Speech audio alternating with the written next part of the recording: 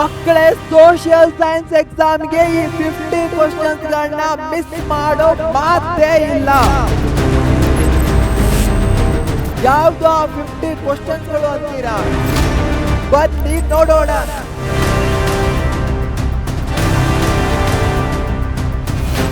ಮಕ್ಕಳೇ, social science exam ಅಲ್ಲಿ ಎಲ್ರೂ ಔಟ್ ಆಫ್ ಔಟ್ ಸ್ಕೋರ್ ಮಾಡಬೇಕು. ನನಗ್ ಗೊತ್ತು ನೀವೆಲ್ರೂ ಚಾಂಪ್ಸು ಅಂತ. ನಿಮಗ್ ಗೊತ್ತಾ ನೀವು ಚಾಂಪಿಯನ್ಸ್ ಅಂತ? ಕಮೆಂಟ್ ಅಲ್ಲಿ ಚಾಂಪ್ ಅಂತ ಹಾಕಿ. ಯಾಕಂದ್ರೆ ಆ ನಿಮ್ಮ ಸಬ್ ಕಾನ್ಶಿಯಸ್ ಮೈಂಡ್ಗೂ ಸಹ ಗೊತ್ತಾಗ್ಲಿ ನೀವು ಚಾಂಪಿಯನ್ಸ್ ಅಂತ. ಇವತ್ತು 50 ಕ್ವಶನ್ಸ್ ಗಳನ್ನ ನಾನು ನಿಮ್ಮ ಮುಂದೆ ಡಿಸ್ಕಸ್ ಮಾಡ್ತಾ ಇದ್ದೇನೆ. Very important exam point of view ದಿಂದ. ಎಲ್ಲಿಂದ ತೆಗೆದುಕೊಳ್ತಾ ಇದ್ದೇನೆ? Blue print. ಸಿಂಪಲ್. ಏನ್ ಮಾಡ್ತಾ ಇದ್ದೇನೆ ನಾನು? ಬ್ಲೂ ಪ್ರಿಂಟ್ಗೆ ಹೋಗ್ತೇನೆ. ಇದು ನಮ್ಮ ಬ್ಲೂ ಪ್ರಿಂಟ್ ಆಗಿದೆ. ಚಾಪ್ಟರ್ ಹೆಸರಿದೆ, ಅವುಗಳಿಂದ ಯಾವ ಮಾರ್ಕ್ಸ್ನ ಕ್ವಶನ್ಸ್ಗಳು ಬರುತ್ತೆ ಅಂತ ಇದೆ. ಮೊದಲಿಗೆ ಎಡ್ವೆಂಟ್ ತಗೋಣ. 3 ಮಾರ್ಕ್ಸಿನ 1 ಕ್ವಶನ್ ಬರ್ತಾ ಇದೆ. ಸೊ ಎಡ್ವೆಂಟ್ನಿಂದ 3 ಮಾರ್ಕ್ಸಿನ 1 ಕ್ವಶನ್ ಅಲ್ಲಿ ಯಾವ್ದು ಇಂಪಾರ್ಟೆಂಟ್ ಆಗತ್ತೆ? Battle of Plassey, battle of Buxar, second Carnatic war, ಮತ್ತೊಂದು ಮಾರ್ತಾಂಡ ವರ್ಮ. ಈ 4 ಕ್ವಶನ್ಸ್ಗಳು ಇಂಪಾರ್ಟೆಂಟ್ ಆಗತ್ತೆ. ಈ ಕ್ವಶನ್ಸ್ಗಳನ್ನ ಹೇಳಿದ ಕೂಡಲೇ ಯಾವ ಕೀವರ್ಡ್ಸ್ಗಳು ಬರ್ತಾ ಇವೆ ನಿಮ್ಮ ಮೈಂಡಿಗೆ? ನಾನು ಎಲ್ಲವನ್ನೂ ಸಹ ಡಿಸ್ಕಸ್ ಮಾಡಲ್ಲ. ಮೇನ್ ಅಜೆಂಡಾ ಆಗಿರೋದು ಕ್ವಶನ್ಸ್ಗಳು ನಿಮ್ಗೆ ಗೊತ್ತಿದೆಯೋ ಇಲ್ವೋ. ಆ ಕ್ವಶನ್ಸ್ಗಳನ್ನ ಹೇಳಿದ ಕೂಡಲೇ ನಿಮಗೆ ಕೀವರ್ಡ್ಸ್ಗಳು ಮೈಂಡಲ್ಲಿ ಬರ್ತಾ ಇದೆಯೋ ಇಲ್ವೋ. ಎಕ್ಸಾಮ್ ಇನ್ನೇನು ಬಂದೇ ಬಿಡ್ತು. ಹೀಗಾಗಿ ನಾನು ಇಲ್ಲಿಂದ ನಿಮ್ಮನ್ನ ಟೆಸ್ಟ್ ಮಾಡ್ತಾ ಇದ್ದೇನೆ. ನೀವು ಕೀವರ್ಡ್ಸ್ಗಳನ್ನ ಚಾಟ್ ಅಲ್ಲಿ ತಿಳಿಸ್ತಾ ಹೋಗಿ. ಬ್ಯಾಟಲ್ ಆಫ್ ಪ್ಲಾಸಿ ಕಾರಣಗಳು ಏನ್ ಬರುತ್ತೆ? ಕೀವರ್ಡ್ಸ್ಗಳು. ಮೆಂಡಿಂಗ್ ಆಫ್ ದ ಫೋರ್ಟ್, ಕೋಟೆಯ ದುರಸ್ತಿ ಬರುತ್ತೆ. ಮಿಸ್ಯೂಸ್ ಆಫ್ ದಸ್ತಕ್ಸ್, ದಸ್ತಕ್ಸ್ಗಳ ದುರುಪಯೋಗ, ಮತ್ತೊಂದೇನು? ಕಮೆಂಟ್ ಅಲ್ಲಿ ತಿಳಿಸಿ. ಹಾಗೆ battle of Buxar, second Carnatic war, 2ನೇ ಕಾರ್ನಾಟಿಕ್ ಯುದ್ಧ ಇರಬಹುದು. ಮತ್ತೊಂದು ಮಾರ್ತಾಂಡ ವರ್ಮ ಹೇಗೆ ಡಚ್ಚರನ್ನ ಓಡಿಸ್ದ. ಈ 4 ಕ್ವಶನ್ಸ್ಗಳು 3 ಮಾರ್ಕ್ಸಿಗೆ ವೆರಿ ವೆರಿ ಇಂಪಾರ್ಟೆಂಟ್ ಆಗಿರುವಂತಹದ್ದು. ನೆಕ್ಸ್ಟ್ ಎಕ್ಸ್ಟೆನ್ಷನ್ ಇಂದ 2 ಮಾರ್ಕ್ಸಿನ 1 ಕ್ವಶನ್ ಬರ್ತಾ ಇದೆ. ಡಾಕ್ಟ್ರಿನ್ ಆಫ್ ಲ್ಯಾಬ್ಸ್, ದತ್ತು ಮಕ್ಕಳಿಗೆ ಹಕ್ಕಿಲ್ಲ ನೀತಿ, ವೆರಿ ಇಂಪಾರ್ಟೆಂಟ್ ಆಗುತ್ತೆ. ಕಂಡೀಷನ್ಸ್ ಆಫ್ ಸಬ್ಸಿಡರಿ ಅಲಯನ್ಸ್, ಮತ್ತೊಂದು ವೆರಿ ಇಂಪಾರ್ಟೆಂಟ್. ಸಹಾಯಕ ಸೈನ್ಯ ಪದ್ಧತಿಯ ಕಂಡೀಷನ್ಸ್ಗಳು, ಷರತ್ತುಗಳು ಏನು ಅಂತ ತಿಳಿಸಬೇಕು. ಇವೆರಡನ್ನು ನಾನು 10 ಸ್ಟಾರ್ ಕ್ಯಾಟಗರಿಲಿ ಹಾಕ್ತೇನೆ. ಇಂಪ್ಯಾಕ್ಟ್ ನಿಂದ 1 ಮಾರ್ಕಿಗೆ ಕ್ವಶನ್ ಬರಬಹುದು. ಹಾಗೆ 3 ಇಲ್ಲ 4 ಮಾರ್ಕ್ಸ್ ಅಲ್ಲಿ 6 ಕ್ವಶನ್ಸ್ಗಳನ್ನು ಸಹ ಕೇಳಬಹುದು. ಅಥವಾ ಯಾವುದು ಅಥವಾ ಕ್ವಶನ್ಸ್ಗಳಲ್ಲಿ ಇಂಪಾರ್ಟೆಂಟ್ ಆಗತ್ತೆ? ಬ್ರಿಟಿಷ್ ಲ್ಯಾಂಡ್ ಟ್ಯಾಕ್ಸ್ ಪಾಲಿಸೀಸ್ಗಳು ರೈತರ ಮೇಲೆ ಯಾವ ಪ್ರಭಾವವನ್ನ ಬೀರಿದ್ವು, ಹೇಗೆ ಎಕ್ಸ್ಪ್ಲಾಯ್ಟ್ ಮಾಡಿದ್ವು. ಮತ್ತೊಂದು ಬ್ರಿಟಿಷ್ ಎಜುಕೇಶನ್ ಸಿಸ್ಟಮ್, ಶಿಕ್ಷಣ ವ್ಯವಸ್ಥೆ ಭಾರತೀಯರ ಮೇಲೆ ಯಾವ ರೀತಿಯ ಪ್ರಭಾವ, ಇಂಪ್ಯಾಕ್ಟ್ ಅನ್ನ ಬೀಳಿಸ್ತು. ಇವೆರಡು ವೆರಿ ಇಂಪಾರ್ಟೆಂಟ್ ಆಗತ್ತೆ. ಅಪೋಸಿಷನ್ ನಿಂದ 1 ಮಾರ್ಕಿನ 1 ಕ್ವಶನ್ ಇದೆ, 4 ಮಾರ್ಕಿನ 1 ಕ್ವಶನ್ ಇದೆ. 4 ಮಾರ್ಕ್ ಅಲ್ಲಿ 3rd ಮತ್ತೆ 4th Anglo Mysuru war very important ಆಗತ್ತೆ. ಶ್ರೀರಂಗಪಟ್ಟಣ ಒಪ್ಪಂದ ವೆರಿ ವೆರಿ ವೆರಿ ಇಂಪಾರ್ಟೆಂಟ್ ಆಗಿರುವಂತಹ ಕ್ವಶನ್ ಆಗತ್ತೆ. ಹಾಗೆ ಮುಂದೆ ಹೋಗೋದಾದ್ರೆ ಏನ್ ಬರುತ್ತೆ? ದೋಂಡಿಯಾ ವಾಗ್ ಇರಬಹುದು, ಸಂಗೊಳ್ಳಿ ರಾಯಣ್ಣ ಇರಬಹುದು, ಇವರ ಹೋರಾಟ ಸಹ ಅಷ್ಟೇ ಇಂಪಾರ್ಟೆಂಟ್ ಆಗಿರುವಂತಹದ್ದು. Social and religious reform movement, ಸಾಮಾಜಿಕ ಮತ್ತು ಧಾರ್ಮಿಕ ಸುಧಾರಣಾ ಚಳವಳಿ, 3 ಮಾರ್ಕಿನ 1 ಕ್ವಶನ್ ಬರ್ತಾ ಇದೆ. ಯಾವುದು 3 ಮಾರ್ಕಿನ 1 ಕ್ವಶನ್ ಆಗತ್ತೆ? ಎಲ್ಲರೂ ಸಹ ಅಷ್ಟೇ ಇಂಪಾರ್ಟೆಂಟು. ಎಸ್ಪೆಷಲಿ ರಾಜಾರಾಮ್ ಮೋಹನ್ ರಾಯ್ ಅವರ ಕಾಂಟ್ರಿಬ್ಯೂಷನ್ಸ್ ಗಳನ್ನ ಕೇಳಬಹುದು. ದಯಾನಂದ್ ಸರಸ್ವತಿ ಅವರ ಕಾಂಟ್ರಿಬ್ಯೂಷನ್ಸ್ ಗಳಿರ್ಬಹುದು, ಪೆರಿಯಾರ್ ಅವರ ಕಾಂಟ್ರಿಬ್ಯೂಷನ್ಸ್ ಗಳಿರ್ಬಹುದು. ಇವುಗಳನ್ನ ಮಿಸ್ ಮಾಡ್ಲಿಕ್ಕೆ ಹೋಗಬೇಡಿ, very important. First war of Indian independence, ಭಾರತದ ಪ್ರಥಮ ಸ್ವಾತಂತ್ರ್ಯ ಸಂಗ್ರಾಮ, 3 ಮಾರ್ಕ್ಸ್ ಬರುತ್ತೆ. ಯಾಕೆ ಫೇಲ್ ಆಯ್ತು? ವೆರಿ ಇಂಪಾರ್ಟೆಂಟ್ ಆಗತ್ತೆ. ವೈಫಲ್ಯಕ್ಕೆ ಕಾರಣಗಳೇನು? ಹಾಗೆ ಫಸ್ಟ್ ವಾರ್ ಆದ್ಮೇಲೆ ಇಫೆಕ್ಟ್ಸ್ ಗಳೇನಾದವು, ಪರಿಣಾಮಗಳೇನಾದವು, ಮ್ಯಾಗ್ನಾ ಕಾಟಾ ಇರಬಹುದು, ಹಾಗೆ ಬೇರೆ ಬೇರೆ ಕಂಡೀಷನ್ಸ್ ಗಳಿರಬಹುದು. ಮತ್ತೆ ಇಕನಾಮಿಕ್ ಕಂಡೀಷನ್ಸ್ ಗಳೇನಾಗಿದ್ವು, ಕಾಸಸ್ಗಳು, ಯಾಕೆ ಈ ಫಸ್ಟ್ ವಾರ್ ಆಯ್ತು, ಅದು ಸಹ ವೆರಿ ಇಂಪಾರ್ಟೆಂಟು. ಆರ್ಥಿಕ ಕಾರಣಗಳು. ಫ್ರೀಡಮ್ ಸ್ಟ್ರಗಲ್ ನಿಂದ 4 ಮಾರ್ಕಿನ 1 ಕ್ವಶನ್ ಅನ್ನ ಕೇಳ್ತಾರೆ. ಯಾವುದು ಆ 4 ಮಾರ್ಕು? ಬಾಲ್ ಗಂಗಾಧರ್ ತಿಲಕ್ ಅವರ ಪಾತ್ರ ಇರಬಹುದು, ಅಥವಾ ರ್ಯಾಡಿಕಲ್ಸ್, ಎಕ್ಸ್ಟ್ರೀಮಿಸ್ಟ್, ತೀವ್ರವಾದಿಗಳ ಪಾತ್ರ ವೆರಿ ಇಂಪಾರ್ಟೆಂಟ್ ಆಗುತ್ತೆ. ಸುಭಾಷ್ ಚಂದ್ರ ಬೋಸ್ ಅವರ ಪಾತ್ರ ಏನು, ಅದು ಸಹ ವೆರಿ ಇಂಪಾರ್ಟೆಂಟು. ಜವಾಹರ್ಲಾಲ್ ನೆಹರು ಅವರ ಕಾಂಟ್ರಿಬ್ಯೂಷನ್ಸ್, ಇವು ವೆರಿ ವೆರಿ ಇಂಪಾರ್ಟೆಂಟ್ ಆಗಿರುವಂತಹದ್ದು. ಸಂತಾಲ ರೆಬೆಲಿಯನ್ ಆಫ್ ಸಂತಾಲ, ಬುಡಕಟ್ಟು ದಂಗೆಗಳ, ಟ್ರೈಬಲ್ ರಿವೋಲ್ಟ್ ವೆರಿ ಇಂಪಾರ್ಟೆಂಟ್ ಆಗಿರುವಂತಹದ್ದು. ನಾನು ಈ ಕ್ವಶನ್ಸ್ಗಳನ್ನ ಹೇಳ್ತಾ ಇರಬೇಕಾದ್ರೆ ನಿಮ್ಮ ಮೈಂಡ್ಗಳಲ್ಲಿ ಕೀವರ್ಡ್ಸ್ಗಳು ಬರ್ತಾ ಇದೆಯೋ ಇಲ್ವೋ, ಅದು ವೆರಿ ಇಂಪಾರ್ಟೆಂಟ್ ಆಗಿರುವಂತಹದ್ದು. ನಾವು ಸೋಷಿಯಲ್ ಸೈನ್ಸ್ನಲ್ಲಿ ಈ ರೀತಿಯ ಕ್ವಶನ್ ಜಸ್ಟ್ ಕ್ವಶನ್ಸ್ಗಳನ್ನ ಪುಟ್ ಮಾಡ್ತೇವೆ, ನಾವು ನಿಮಗೆ ಆನ್ಸರ್ಸ್ಗಳನ್ನ ಹೇಳಿಕ್ಕೆ ಹೇಳ್ತೇವೆ. ಯಾಕಂದ್ರೆ ನಿಮ್ಮ ಮೈಂಡಿಗೂ ಸಹ ಗೊತ್ತಾಗಬೇಕು ಕೀವರ್ಡ್ಸ್ಗಳು ಬರ್ತಾ ಇದೆಯೋ ಇಲ್ವೋ. ಎಕ್ಸಾಮ್ ಹಾಲಲ್ಲಿ ಕೂತಾಗೂ ಸಹ ಇದೇ ರೀತಿಯ ಕ್ವಶನ್ಸ್ಗಳು ಬಂದಿರುತ್ತೆ, ಆವಾಗ ನಿಮ್ಮ ಮೈಂಡ್ ಆಕ್ಟಿವೇಟ್ ಆಗಬೇಕು. ಈಗ ಆಕ್ಟಿವೇಟ್ ಆಗಲಿಲ್ಲ ಅಂದ್ರೆ ಅಲ್ಲೂ ಸಹ ಆಗಲ್ಲ. ಹೀಗಾಗಿ ಕೀವರ್ಡ್ಸ್ಗಳನ್ನ ಹಾಕ್ತಾ ಹೋಗಿ, ಏನು ಬರ್ತಾ ಇದೆ ನಿಮ್ಮ ಮೈಂಡ್ಗೆ ಅದನ್ನ ತಿಳಿಸ್ತಾ ಹೋಗಿ. ನಾನು ಪ್ರತಿಯೊಂದು ಕಮೆಂಟನ್ನು ನೋಡ್ತೇನೆ. ಅದಕ್ಕಿಂತ ಎಕ್ಸಾಮ್ ಟೈಮ್ ಪಾಯಿಂಟ್ ಆಫ್ ವ್ಯೂದಿಂದ ಎಕ್ಸ್ಟ್ರೀಮ್ಲಿ ಇಂಪಾರ್ಟೆಂಟ್ ಆಗಿರುವಂತಹದ್ದು, ಇಂಡಿಯಾ ಆಫ್ಟರ್ ಇಂಡಿಪೆಂಡೆನ್ಸ್, ಸ್ವಾತಂತ್ರ್ಯೋತ್ತರ ಭಾರತ, 2 ಮಾರ್ಕಿನ ಒಂದು ಕ್ವಶನ್ ಅಂತಿದ್ದಾರೆ. ಏನು, ಯಾವ ಪ್ರಾಬ್ಲಮ್ಸ್ಗಳನ್ನ ಇಂಡಿಯಾ ಫೇಸ್ ಮಾಡ್ತು, ರೆಫ್ಯೂಜೀಸ್ ಪ್ರಾಬ್ಲಮ್ಸು, ನಿರಾಶ್ರಿತರ ಪುನರ್ವಸತಿ ಇರಬಹುದು, ಆ ಪ್ರಾಬ್ಲಮ್ಸ್ಗಳು ವೆರಿ ಇಂಪಾರ್ಟೆಂಟು. ಜುನಾಗಢ್ ಇರಬಹುದು, ಹೈದರಾಬಾದ್, ಜಮ್ಮು ಕಾಶ್ಮೀರ, ಗೋವಾ ಹೇಗೆ ಭಾರತಕ್ಕೆ ಸೇರ್ಕೊಂಡ್ವು, ಈ 4ರಲ್ಲಿ ಯಾವುದಾದ್ರೂ ಒಂದನ್ನು ಸಹ ಕೇಳಬಹುದಾಗಿದೆ. ವೆರಿ ಇಂಪಾರ್ಟೆಂಟು ಆ ಪಾಯಿಂಟ್ ಆಫ್ ವ್ಯೂದಿಂದ. Next, world wars in India's role, 2 ಮಾರ್ಕಿನ ಕ್ವಶನ್ಸ್ಗಳು. ಫಸ್ಟ್ ವರ್ಲ್ಡ್ ವಾರ್ನ ಟೈಮ್ ಲೈನ್ ಏನು, ಸೆಕೆಂಡ್ ವರ್ಲ್ಡ್ ವಾರ್ ಮಹಾಯುದ್ಧದ ಟೈಮ್ ಲೈನ್ ಏನು, ಯಾವಾಗ ಸ್ಟಾರ್ಟ್ ಆಯಿತು ಯಾವಾಗ ಎಂಡ್ ಆಯಿತು. ಫಸ್ಟ್ ವರ್ಲ್ಡ್ ವಾರ್ ಯಾವಾಗ ಸ್ಟಾರ್ಟ್ ಆಯಿತು ಕಮೆಂಟಲ್ಲಿ ಹಾಕಿ, ಎಲ್ಲರೂ ಸಹ ಹಾಕಿ ಕಮೆಂಟಲ್ಲಿ. ಫಸ್ಟ್ ವರ್ಲ್ಡ್ ವಾರ್ ಯಾವ ಇಯರ್ನಲ್ಲಿ ಸ್ಟಾರ್ಟ್ ಆಯಿತು, ವರ್ಸೈಲ್ಸ್ ಒಪ್ಪಂದ ಯಾವ ವರ್ಷದಲ್ಲಿ ಆಯಿತು, ವೆರಿ ಇಂಪಾರ್ಟೆಂಟು, 1919 ಆಗತ್ತೆ. ಹಾಗೆಯೇ ಗೋಬೆಲ್ಸ್ ಯಾರಾಗಿದ್ದ, ವೆರಿ ಇಂಪಾರ್ಟೆಂಟ್ ಆಗಿರುವಂಥ ಕ್ವಶನ್ನು. ಇಟಲಿಯ ಸರ್ವಾಧಿಕಾರಿ ಯಾರು, ಫೇಸಿಸ್ಟ್.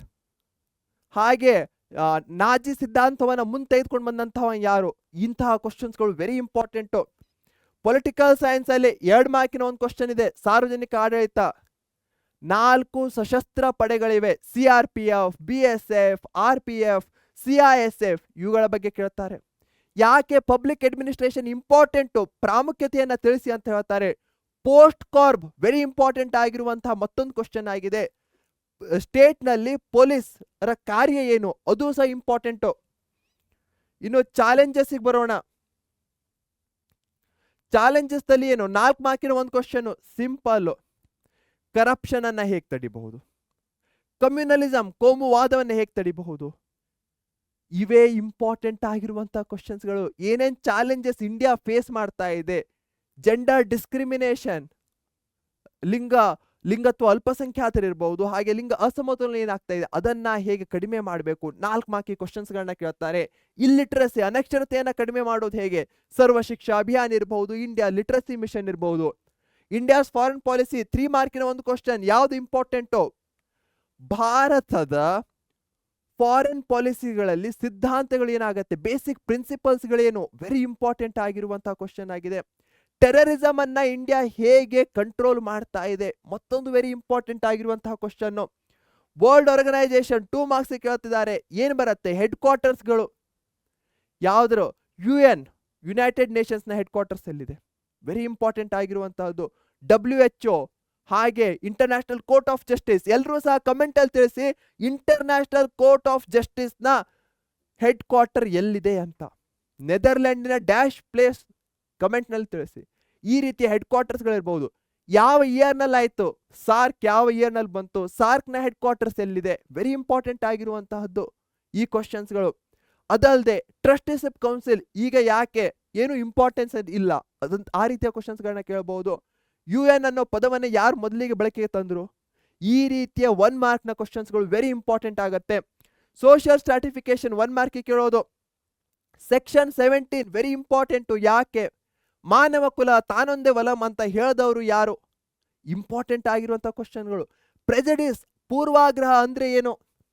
ವರ್ಕ್ ಅಂಡ್ ಇಕನಾಮಿಕ್ ಲೈಫ್ ಅಲ್ಲಿ 3 ಮಾರ್ಕ್ಸ್ಗಳಲ್ಲಿ ಒಂದಂತೂ ಆರ್ಗನೈಸ್ಡ್ ವರ್ಕರ್ಸ್, ಸಂಘಟಿತ ಕಾರ್ಮಿಕರು ಮತ್ತೆ ಅಸಂಘಟಿತ ಕಾರ್ಯಕ್ಷೇತ್ರ ಅನ್ಆರ್ಗನೈಸ್ಡ್ ವರ್ಕರ್ಸ್, ಇವುಗಳ ಮಧ್ಯೆ ಇರುವಂತಹ ಡಿಫರೆನ್ಸಸ್ಗಳನ್ನ ಕೇಳ್ತಾರೆ. ಇನ್ನು ಬರೋದಾದ್ರೆ ಅನ್ಎಂಪ್ಲಾಯ್ಮೆಂಟ್ ಅನ್ನ ಹೇಗೆ ಕಡಿಮೆ ಮಾಡಬಹುದು, ಅದು ವೆರಿ ಇಂಪಾರ್ಟೆಂಟ್. ನಿರುದ್ಯೋಗವನ್ನ ಹೇಗೆ ಕಡಿಮೆ ಮಾಡಬಹುದು, ನಿರುದ್ಯೋಗದಿಂದ ಯಾವ ಯಾವ ಸಮಸ್ಯೆಗಳಾಗ್ತಾ ಇವೆ, important ಕ್ವಶನ್ಸ್ಗಳಾಗತ್ತೆ.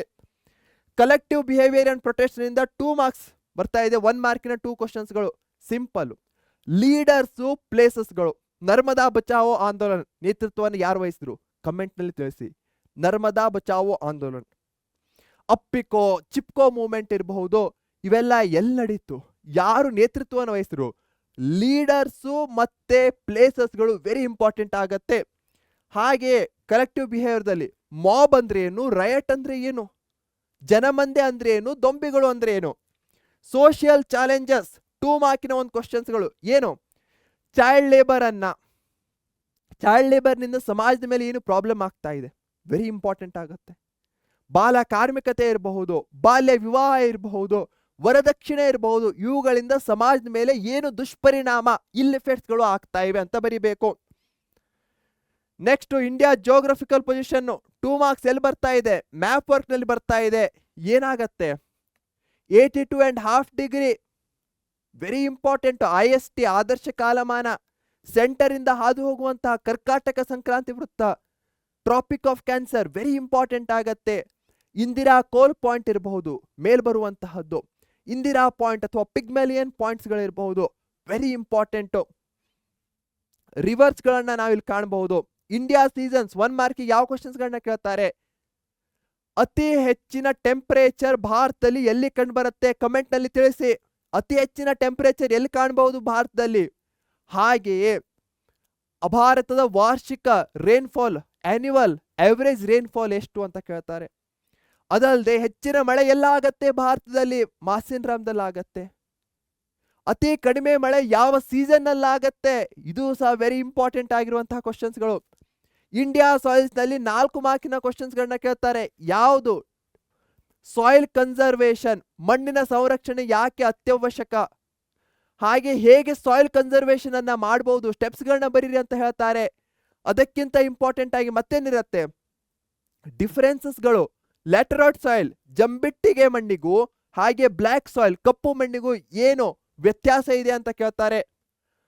India forest resources 3 ಮಾರ್ಕ್ಸ್ಗೆ forest ಗಳಿಂದ ಏನು ಉಪಯೋಗ ಇದೆ, ಯಾಕೆ ಇಂಪಾರ್ಟೆಂಟ್ ಅಂತ ತಿಳಿಸ್ಬೇಕು 3 ಮಾರ್ಕಿಗೆ.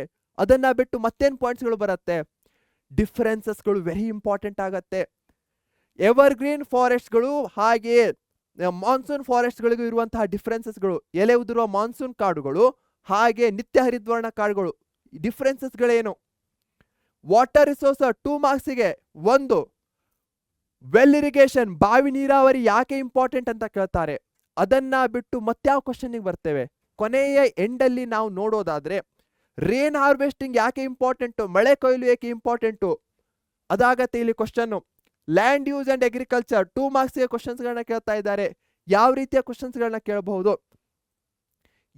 ಫಾರ್ ಎಕ್ಸಾಂಪಲ್ ಕ್ರಾಪಿಂಗ್ ಪ್ಯಾಟರ್ನ್ಗೆ ಯಾವ ಫ್ಯಾಕ್ಟರ್ಸ್ಗಳು ಡಿಸೈಡ್ ಮಾಡುತ್ತೆ, ಲ್ಯಾಂಡ್ ಯೂಸ್ಗೆ ಯಾವ ಫ್ಯಾಕ್ಟರ್ಸ್ಗಳು ಡಿಸೈಡ್ ಮಾಡುತ್ತೆ, ಇಂಪಾರ್ಟೆಂಟ್ ಆಗಿರುವಂತಹ ಕ್ವಶನ್ಸ್ಗಳು. Minerals and power resources map work ಅಲ್ಲಿ ಬರ್ತಾ ಇದೆ. ಯಾವ್ದಾವ್ದು ಮಿನರಲ್ಸ್ ಅಂಡ್ ಪವರ್ ರಿಸೋರ್ಸಸ್ಗಳಲ್ಲಿ ಬರುವಂತಹದ್ದು ವೆರಿ ಇಂಪಾರ್ಟೆಂಟ್ ಆಗಿರುವಂತಹದ್ದು. ಬಾಂಬೆ ಹೈ ಇರಬಹುದು, ವೆರಿ ಇಂಪಾರ್ಟೆಂಟ್ ಆಗಿರುವಂತಹ ಪ್ಲೇಸ್ ಆಗತ್ತೆ. ಹಾಗೆಯೇ ಇಲ್ಲಿ ಯಾವ ಯಾವ ಪವರ್ ರಿಸೋರ್ಸಸ್ಗಳನ್ನ ನಾವು ಕಾಣಿಸ್ತಾ ಇದ್ದೇವೆ, ಮಿನರಲ್ಸ್ಗಳು ಯಾವ ಯಾವ ಪ್ಲೇಸಸ್ಗಳಲ್ಲಿ ಬರ್ತಾ ಇದೆ, ಬರ್ನ್ಪುರ್ ಇರಬಹುದು, ಎಸ್ಪೆಷಲಿ ಆ ಒಂದು ಜಾರ್ಖಂಡ್ ಬೆಲ್ಟ್ ಇರಬಹುದು, ಅಲ್ಲಿ ವೆಸ್ಟ್ ಬೆಂಗಾಲ್ ಜಾರ್ಖಂಡ್ ಬೆಲ್ಟ್ ನಲ್ಲಿ ಬಹಳಷ್ಟು ಪ್ರದೇಶಗಳನ್ನ ನಾವು ಕಾಣ್ತೇವೆ. ಕರ್ನಾಟಕದಲ್ಲಿ ನೀವು ನೋಡೋದಾದ್ರೆ ಹಟ್ಟಿ ಇರಬಹುದು, ವೆರಿ ಇಂಪಾರ್ಟೆಂಟ್ ಆಗಿರುವಂತಹದ್ದು. ರಾಯಚೂರು ಇರಬಹುದು, ಇವೆಲ್ಲವೂ ಕೋಲಾರ ಇಲ್ಲಿ ನಾವು ಕಾಣಬಹುದು. ಟ್ರಾನ್ಸ್ಪೋರ್ಟ್ ಅಂಡ್ ಕಮ್ಯುನಿಕೇಶನ್ಸ್ಗಳಲ್ಲಿ 1 ಮಾರ್ಕಿನ ಒಂದು ಕ್ವಶನ್ ಬರುತ್ತೆ. ಏನು ಕೇಳಬಹುದು ಟ್ರಾನ್ಸ್ಪೋರ್ಟ್ ನಲ್ಲಿ, ಗೇಟ್ ವೇ ಆಫ್ ಇಂಡಿಯಾ ಅಂತ ಯಾವುದನ್ನ ಕರಿತೇವೆ, ಹಾಗೆ ಸಿಲಿಕಾನ್ ವ್ಯಾಲಿ ಅಂತ ಯಾವುದನ್ನ ಕರಿತೇವೆ, ಸಿಲಿಕಾನ್ ವ್ಯಾಲಿ ಅಂತ ಯಾವ ಭಾರತದ ಯಾವ ಪ್ರದೇಶವನ್ನ ಕರಿತೇವೆ, ಎಲ್ರಿಗೂ ಸಹ ಗೊತ್ತಿರಬೇಕು, ಕಮೆಂಟ್ ನಲ್ಲಿ ತಿಳಿಸಿ. ಹಾಗೆ ಯಾಕೆ ಕರಿತೇವೆ ಅಂತಾನೂ ಸಹ ಅವ್ರು ಕೇಳಬಹುದಾಗಿದೆ.